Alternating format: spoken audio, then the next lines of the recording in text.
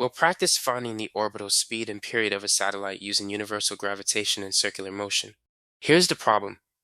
A satellite orbits Earth in a circular orbit at an altitude of 400 kilometers. Given the gravitational constant, Earth's mass, and Earth's radius, find the orbital speed and the orbital period. First, find the orbital radius by adding Earth's radius to the altitude. R equals Earth's radius plus altitude, which is 6.37 times 10 to the 6 plus 4.00 times 10 to the 5th, giving 6.77 times 10 to the 6 meters.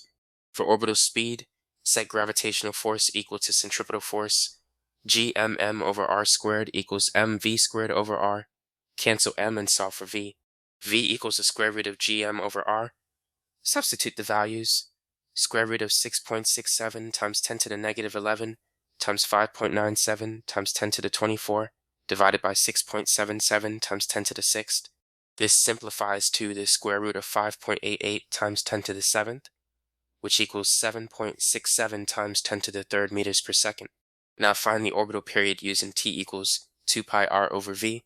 T equals 2 pi times 6.77 times 10 to the 6th divided by 7.67 times 10 to the 3rd, which gives 5.55 times 10 to the 3rd seconds. Convert seconds to minutes. 5.55 times 10 to the 3rd seconds is about 92 minutes.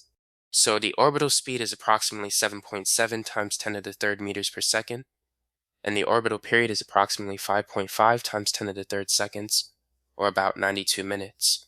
For any satellite in circular orbit, the orbital speed depends only on the mass of the central body and the orbital radius, and the period is given by the circumference divided by the speed.